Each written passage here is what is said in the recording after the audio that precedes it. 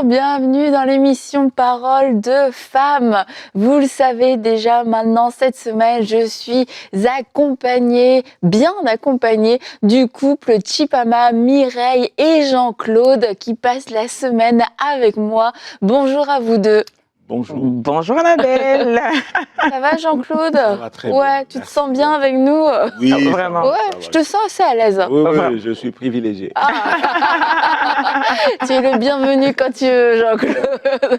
Un homme sur le plateau, deux femmes. Ouais, tu as plein de choses à nous dire, c'est super. Et je trouve ça vraiment intéressant, le partage que vous pouvez nous faire par rapport à votre parcours de vie, les leçons que vous en avez retirées. Et puis aussi, je vois toute la gloire que vous rendez constamment à Dieu, que vous fonctionnez avec sa grâce et vous avez conscience de la grâce de Dieu qui repose sur votre vie à tous les niveaux, dans tous les domaines. Et on a parlé pas mal du couple hier et aussi lundi. Et aujourd'hui, on va parler de la famille, on va parler des enfants. Alors si vous n'avez pas encore suivi, eh bien je vous encourage à suivre les premières émissions qu'on a fait cette semaine. Mais comme vous nous l'avez partagé, notamment hier, Jean-Claude, à cause de tes responsabilités professionnelles, tu as été amené très rapidement après le début de votre mariage, à partir, à voyager et de façon très régulière. Tu partais pas une fois par semaine tous les ans. C'était vraiment ça, c'est rentré dans votre mode de vie. Puis comme vous l'avez dit hier, c'est un défi et que vous avez demandé au Saint-Esprit de pouvoir vous accompagner dans ce mode de vie qui est assez particulier, mais qui concerne ceci dit quand même pas mal de couples. Mais du coup, il y a des enfants aussi qui sont là. Donc vous avez trouvé votre rythme, vous avez trouvé votre équilibre, le petit coup de fil à Mireille à 11h, quoi qu'il arrive, peu importe qui est devant toi, Jean-Claude, il y a une personne plus importante, un rendez-vous plus important, mais il y a aussi vos enfants. Alors comment est-ce que vous avez réussi à travers ces 20 ans de mariage et aussi à travers vos responsabilités respectives, à travers les voyages, à faire de vos enfants, faire de votre famille une priorité, parce que comme j'ai dit, toi, tu as des postes, tu as occupé des postes à haute responsabilité. Ça fait quand même très longtemps maintenant, ça fait des années. Et plus ça va, plus les responsabilités augmentent.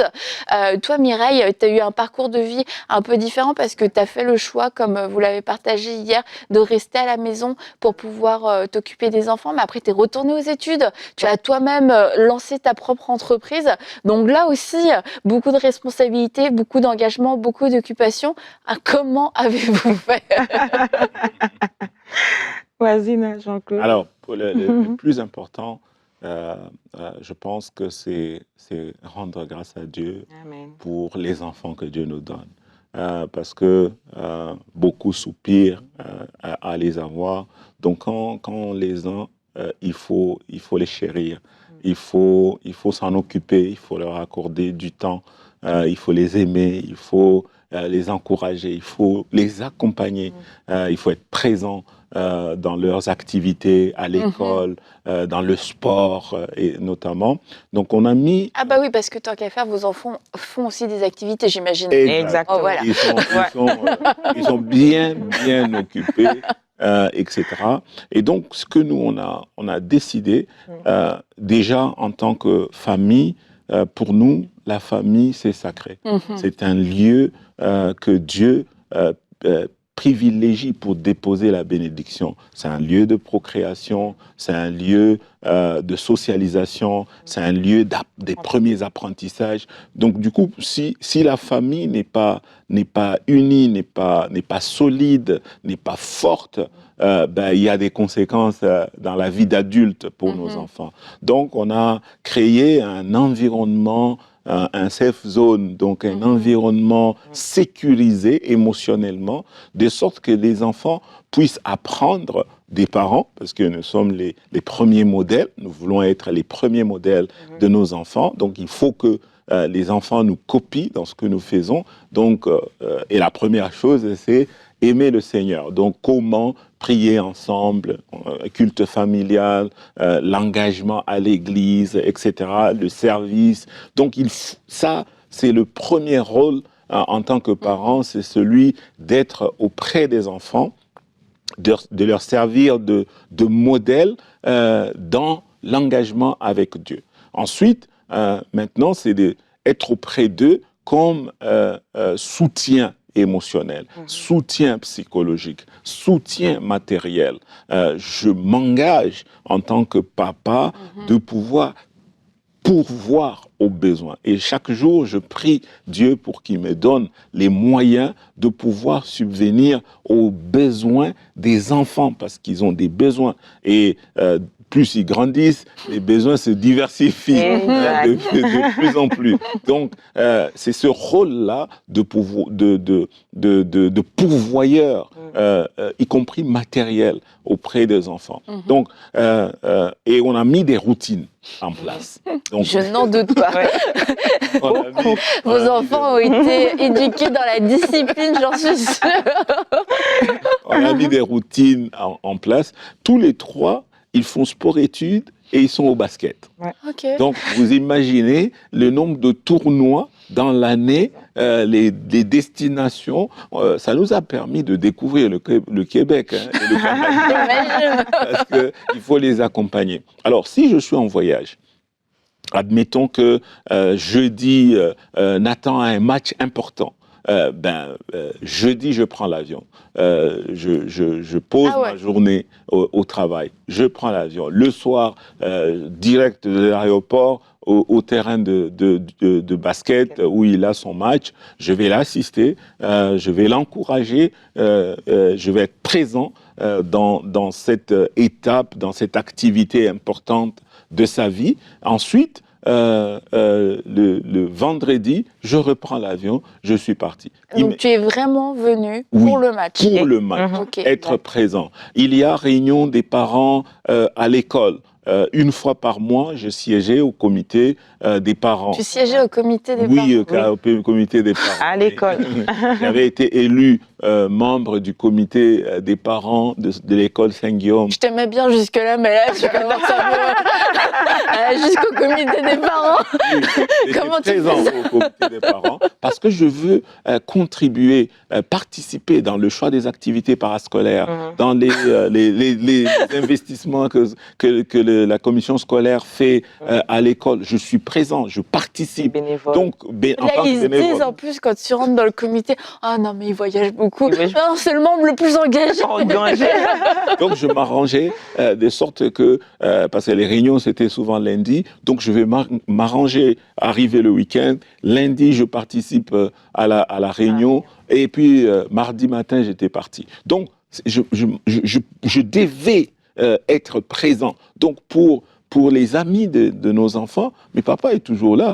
Il est présent continuellement à la maison. C'est pas le monsieur dont on entend parler et puis qu'on ne voit jamais. Et mais il est les là. gens te connaissent. Oui, les gens te voient, l'école te connaît. Les enseignants, quand c'est la période de remise des bulletins, là, après chaque étape, donc on convoque les parents, je suis là. Donc ce jour-là, dans mon agenda... Tu n'es pas une légende. Dans mon agenda, je vais le prévoir. Je vais être présent le jour de discuter avec tel prof, tel prof, tel prof. Donc, pour les gens, pour les parents, moi, je ne me déplace jamais. Je suis toujours présent. Quand il faut, on cherche des parents bénévoles parce qu'il y a des... Ah non, tu ne vas pas aller jusque-là quand même. Je suis papa bénévole. Moi, je vais prendre soin de la cafétéria, par exemple. Je vais prendre soin de passer la mop aussi. De passer la mop à l'école. De vendre des billets pour ou donner des bracelets aux gens qui viennent au tournoi. Donc, je vais m'assurer d'être présent dans la vie des enfants. T'es plus présent que de tous qui ne voyagent pas. Voilà un peu, moi, ce que j'appelle les routines. C'est-à-dire, je prends l'engagement parce que je ne peux pas être un homme heureux d'être juste directeur général de société. C'est un désir que toi, tu avais d'être impliqué dans la vie de tes enfants. Oui, c'est un engagement. Désir suivi d'engagement. Je prends l'engagement d'être présent dans la vie de mes enfants. Il faut dire aussi les vraies choses. C'est que quand même, ça demande des moyens financiers pour pouvoir être là, pour pouvoir se déplacer. La bonne nouvelle, c'est Dieu le pourvoyeur des moyens financiers. Amen. Donc, présente-lui ton plan, parce que la bénédiction professionnel, ça vient de Dieu. C'est Dieu qui m'a béni. Alors donc je lui dis, Seigneur, mais regarde, je veux être aussi ce papa équilibré, présent dans la vie de mes enfants. Donc pouvoir va négocier pour moi quand avec les meetings, les programmations des réunions, les comités, les conseils, etc. Donc tout ça, il faut que ça se coordonne. Donc j'ai la volonté, je fais confiance en Dieu, je m'organise parce qu'il faut beaucoup d'organisation, je veux planifier en avance, etc. Ensuite, les moyens ne viennent que à la fin. C'est Dieu qui est le pourvoyeur de la provision. Amen. Ouais. Et là, tu comprends bien, Annabelle, toute la planification que nous avons commencé dès le départ, mais ça continue avec les enfants. Oui, il est très structuré, ça continue pour les enfants. Parce que s'il n'avait pas fait un programme pour venir assister au match, Ça serait jamais arrivé. ça serait jamais arrivé. Mais il a programmé bien avant, il a planifié bien avant. Donc du coup, ça nous a beaucoup aidé, beaucoup aidé. Et on n'a pas senti du tout que papa n'est pas là. Les enfants n'ont pas senti ça du tout. Est-ce que toi aussi, tu peux dire pareil ou toi, quand même, tu sens un peu plus l'absence? Je sens un peu plus parce que quand Jean-Claude part, c'est comme si je portais 2 casquettes. Donc je suis en même temps papa et maman. Et il m'a, je peux bien le dire, là, j'ai eu en lui ce côté structuré. Dès que Jean-Claude part, c'est comme s'il y a une grâce qui tombe sur moi pour dire, Mireille, c'est maintenant. Parce que quand il est là, tu le laisses structurer. Quand je suis là, quand il est là, je suis en vacances. Je le laisse ça. Ok. Mais quand il repart, c'est toi qui reprends le système. Prend sur moi et je fais exactement ce que papa avait dit qu'on devait faire pour ce mois. Je suis là comme monitoring. Je dis, OK, on va le faire ça. Les amis, papa dit qu'on va faire ça, ça, ça. Allons-y. Est-ce qu'il y a quelquefois eu des tentatives de mutinerie à l'absence de Jean-Claude? Ah non, là, le système, ça c'est trop ci, c'est pas trop ça. Non, je pense que ça a commencé un peu plus tôt. Et je prends un exemple simple, très simple. À 2 ans, nous les apprenons à prier. Notre Père qui est... Je dis les premières paroles que les enfants ont dites, c'est la prière de notre Père. Alors, c'était phrase par phrase. Chaque soir, on devait prendre une phrase, répéter la même phrase, encore le dire. Et quand papa viendra, 2 semaines après, ah oui, c'était des objectifs. Mais oui, on a fait 4 phrases de plus. Et là, papa, voilà, ça c'est des exemples pratiques. Réciter. On pouvait réciter devant papa. Papa est content de voir que les enfants, finalement, après 2-3 semaines, ils ont mémorisé 2 phrases de la prière. Ensuite, on a fait aussi, pour alléger, on a voté des règles d'or. Donc, on a convenu que l'heure de sommeil, c'est telle, c'est les pourcentages, la moyenne de parcours, c'est tant, assorti d'une récompense, à chaque fois. Forcément. Oui, les poubelles, par exemple, des recyclables, lundi, c'est Nathan qui va le faire. Donc, chacun a un rôle bien défini. Et c'est écrit, c'est affiché. Donc, c'est imprimé en grand, c'est affiché au salon, dans la salle à manger, dans la chambre de chacun des enfants. Donc, ils peuvent pas dire qu'ils n'ont pas reçu l'information. Je fais le mémo. Mais après, le mot, c'est que Jean-Claude est en train de dire, c'est collaborer avec eux. C'est vraiment vous asseoir, aussi simple que ça, collaborer avec les enfants. Mais commencer quand ils sont tout petits. Oui. Alors, on ne fait pas ça. Le verre reste en place. On ne déplace pas ça parce que si tu le déplaces, ça peut se casser. Ça peut, on ne peut pas voir et puis après, on peut le prendre et puis ça peut tomber. Et on expliquait aux enfants mot par mot pourquoi. Je prends un exemple, un dimanche après le culte, on va à un restaurant, tu te rappelles mon amour? On va à un restaurant, les enfants, là, ils ont quoi? Peut-être 7 ans, 9, vraiment en pleine croissance. Alors, le chef cuisinier qui vient, « Bonjour, monsieur, madame. Excusez-nous, les enfants, vous devez vous mettre de l'autre côté. » Jean-Claude dit, « Monsieur, ne vous inquiétez pas. On va s'asseoir ici, les enfants. Et vous allez voir. » On est entré dans le magasin de parfums à l'aéroport à Paris. À Paris. Tout le monde dit, non, non, non, ici, on n'a pas d'enfants. Pas d'enfants, etc. Nous, on a dit, non, ne vous en faites pas. Ne vous en faites pas. À la fin, on est sorti avec plein de cadeaux. On dit, waouh, les enfants sont bien gentils, ils sont disciplinés, ils sont ordonnés, etc.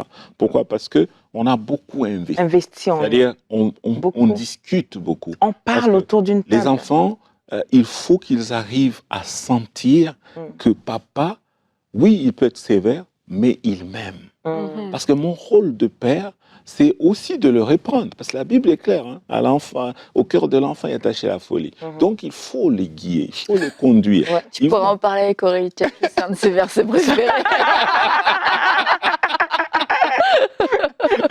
Donc, oui, il faut les encadrer, mais il faut justement collaborer il faut qu'on se mette d'accord. On dit, bon, ici, on ne ferait pas comme ça, ici, on fait comme ça, mais il sent que tu es présent à l'école. Tous les emails, les courriels de l'école, je reçois tout. Je reçois. Et les formulaires à remplir, je reçois. Parfois, je prends les captures d'écran. Je rappelle dans le groupe WhatsApp. On a créé un groupe WhatsApp famille. Donc, j'ai dit, attention, Andy, ton horaire, c'est comme ça. Aujourd'hui, c'est éducation tous les jours, en fait, même quand tu n'es pas là, tous les jours, tu sais ce que font tes enfants. Quel horizon. Exact, oui. Parce que tu suis l'horaire de Andy, de Keren, de Nathan est affiché dans mon bureau. Donc, je sais, j'ai déjà imprimé la liste de leurs amis, les noms, c'est déjà imprimé. Donc, je sais. Donc, quand je suis en conversation, pour que je m'engage avec lui dans la conversation, je vais lui demander, Keren, comment va Marie-Grâce, par exemple? Elle va dire, tiens, elle va bien. Papa, tu te souviens de mon ami? Oui, bien sûr. Donc, je m'engage. Donc, il faut que, dans mon rôle de parent, que je m'engage. Ça ne va pas se faire tout seul. Donc, il y a un effort à fournir. Et j'aime bien ce verset dans Proverbe 22 qui dit, enseigne ton enfant quand il est tout petit. Et quand il va grandir, il ne s'en détournera pas. Donc nous, ce qu'on a fait vraiment par la grâce de Dieu, tranquillement, avec eux, ce que Jean-Claude est en train de dire, et on le fait même aujourd'hui qu'ils ont 19 ans, 17 ans et 14 ans, et on a collaboré, on les a pris vraiment comme nos partenaires d'affaires. On se dit, OK, on négocie. Pour le prochain voyage, vous voulez qu'on parte quand? Le 22 ou le 23, on vous laisse décider. Mais maman, parce que nous, on veut aller le 25. OK, c'est bon, on va aller le 25. Papa, dans le rôle, dans le rôle de modèle, toujours dans le sens de les apprendre des choses. On a créé une entreprise où ils sont co-actionnaires avec nous. Oui. Donc, ils ont les adresses e-mail professionnelles, ils participent, ils voient, etc. Donc, on fait le point d'avancement et ils donnent leurs avis, des commentaires, on leur pose des questions, comment tu penses, qu'est-ce que tu penses de ceci, etc. Donc, on construit ces projets, même d'entreprise, ensemble. Parce que comme ils sont jeunes, il faut les sensibiliser sur toutes les questions qui les attendent demain. Donc, c'est ça le rôle que nous avons pris l'engagement d'avoir auprès de nos enfants. Non, mais là, Jean-Claude, tu me... Si tu savais tout ce que je pensais. J'ai plusieurs sentiments. Mais ceci dit, je voulais aussi poser cette question-là. Les départs. Peut-être maintenant, ils sont un peu plus grands, donc j'imagine que c'est peut-être différent. Mais surtout, quand ils étaient plus jeunes, comment est-ce que vous viviez le moment des départs, le moment des au revoir? Comment ça se passait? En tout cas, moi, je dirais un petit mot là-dessus parce que ça touche personnellement les enfants. Jean-Claude, à chaque fois qu'il devait partir, on arrive à l'aéroport parce que vous avez compris avec moi maintenant qu'on a évolué ensemble. On dit tout aux enfants, on les emmène partout, même à l'aéroport. On termine les formalités, papa veut partir, on arrive jusque vers la sécurité. Bye papa, bye papa. Et le petit qui dit, papa, emmène-moi avec toi. Alors, Annabelle, là, tu sens le cœur qui se déchire. Pas seulement pour les enfants, pour maman, n'en parlons pas, et pour papa aussi, ça touche papa.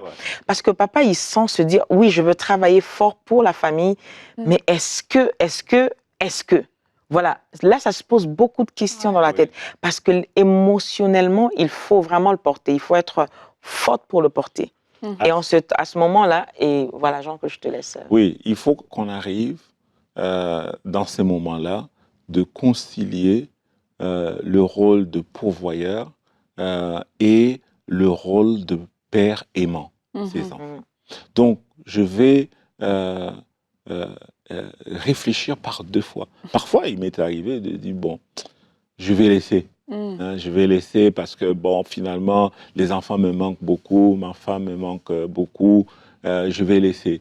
Mais encore une fois, dans la prière, je vais ressentir consolé, et alors je vais me remobiliser. Ça peut prendre 1, 2, 3 jours, une semaine parfois. Donc je sens une... T'étais pas insensible. Oui, non. Quand tu passes pas, ok, ben, je retourne à mon travail. Ça le touchait aussi personnellement. C'est sûr que je ne vais pas pleurer, mais... C'est sûr, voyons quand même. C'est sûr que je ne vais pas pleurer, mais je suis touché. Je suis émotionnellement affecté. Et ça me prend quelques jours pour me remettre, etc. C'est pour ça que on a créé beaucoup de tips, comme on dit les Anglais, beaucoup d'astuces pour permettre à ce que on reste connecté, qu'on ait cette alchimie ensemble. Chaque petite vacances, c'est l'occasion de faire une activité ensemble. Chaque petite occasion, chaque week-end, chaque soirée, dès qu'on est ensemble, on est rempli d'activités. Donc, on joue, on sort, on va faire du vélo, on va faire du basket. Cinéma ensemble, on prend des pop-corn, on s'assoit et puis donc, vraiment... on est très, on va dire, soudés, collés, ensemble. On passe des journées les uns sur les autres pour récupérer, entre guillemets. Et le fait que tu partais régulièrement, ou même encore maintenant, est-ce que quelquefois il n'y a pas la tentation d'être le papa gentil une fois que je suis sur place, de dire oui à tout et d'avoir le bon rôle, et puis du coup toi Mireille, c'est un peu la maman du tous les jours, ça non, ça les tâches, etc. Puis quand papa arrive, c'est le héros qui rentre, et puis avec lui on a du fun, on s'amuse, on fait les trucs qu'on fait pas. Ou alors est-ce que vous avez réussi à trouver un équilibre pour que il n'y ait pas un parent méchant, il y ait un parent gentil? D'ailleurs moi j'ai dit souvent non. Souvent et toujours non. Maman, elle peut négocier un peu, mais quand ça arrive chez papa, c'est maman, on passe par toi parce que papa est. Alors, ce que je dirais un peu par rapport à ça, quand Jean-Claude est là, il met à table des principes. On a mis des principes ensemble, mais vraiment, même s'il n'est pas là, les enfants respectent ça. Donc c'est pas qu'on le fait quand papa est là et quand il sera pas là, c'est on fait la fête. C'est la même vie en fait. C'est la même vie qui compte, c'est la même dynamique qui continue. Et j'insiste sur ce point. Vraiment, je parle à quelqu'un. Collaborez avec vos enfants. Il faut pas les tirer par la tête. Collaborez avec eux depuis qu'ils sont tout petits et quand ils vont grandir, quand vous allez les appeler sur la table, ok, on s'assoit, on va parler d'un sujet. Ils vont écouter et ils vont le mettre en pratique. Que papa soit là, parfois il faut négocier avec eux. Il faut négocier, prendre le temps. Bon, voilà. Moi je veux faire ça, je veux choisir telle chose. Je vais lui dire, mais écoute, regarde les avantages de ça et de ça. Est-ce que tu trouves que, etc. Ouais. Tu as des bons arguments. Ok. Donc ça, ma fille me dit souvent. Donc papa, tu as des bons arguments. Ok, ça va, je prends ton option. Donc, il faut de l'amitié dans la relation père, fils, mère, fille, et ainsi de suite. Il faut de l'amitié. Il faut que les enfants sentent que tu les aimes. Que, comme ça, chaque fois que tu prends une décision qui est contraire à ce que eux veulent, ou aux envies, aux désirs, etc., qui ne remettent pas en cause ou en question l'amour qu'ils pourraient ressentir avec papa ou avec maman. Donc, toi qui m'écoutes, tu as des jeunes enfants, investis. Les activités, qu'est-ce que les enfants aiment faire? Qu'est-ce que ma fille aime faire? Elle aime le dessin, je vais m'investir avec elle dans les dessins. Elle aime la lecture, je vais m'investir avec elle dans la lecture. Mon fils, les deux, ils aiment le basket, alors tous les soirs, on joue au basket.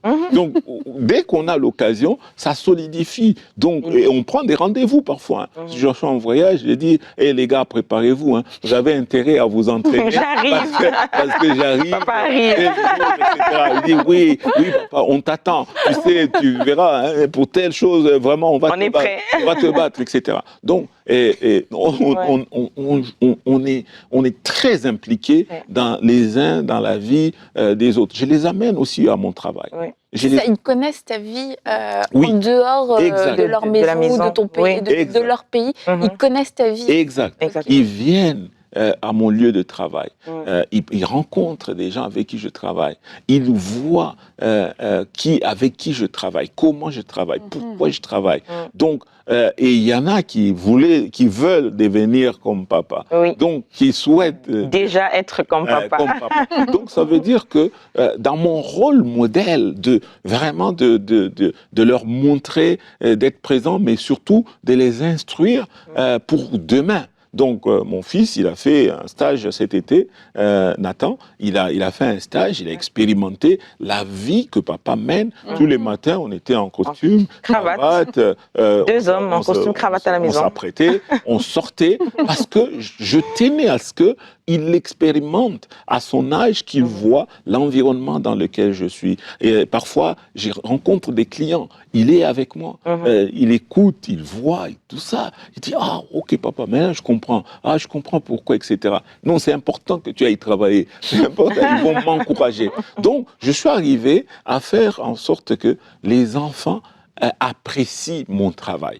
Et ça, c'est fondamental. Ne le voient pas comme un ennemi. Comme un ennemi. Il ne faut pas que les enfants se ressentent comme, oui, tu es tout le temps occupé, etc. Et que le travail a volé leur papa. Non. C'est pour ça que quand je rentre à la maison, ben, je suis papa. Plus de téléphone, pas d'email. Non, je suis papa à disposition des enfants. C'est très important de pouvoir compartimenter. Et je pense, Mireille, que tu as aussi beaucoup contribué à ça parce que t'es pas une épouse qui a de l'amertume contre la situation. Au contraire, je pense que tes enfants t'ont vu aussi soutenir, encourager et puis l'amener d'une certaine façon. Et du coup, bah, forcément, c'est l'atmosphère que tu as créée et c'est ce que tu as transmis à tes enfants. Donc finalement, comme ils suivent le modèle ils suivent tes traces apparemment, en tout cas ton grand professionnellement. Je pense qu'ils ont pu aussi suivre tes traces par rapport à leur attitude et par rapport au regard qu'ils avaient sur la situation. Un seul mot dans tout ça, exactement ce que tu dis, c'est l'acceptation. Moi, ce qui me représente le mieux, c'est accepter cette vie-là. J'ai accepté. Papa n'est pas là, je serai là. Tout ce que papa a dit, on va le mettre en pratique pendant que papa ne parle avec les enfants.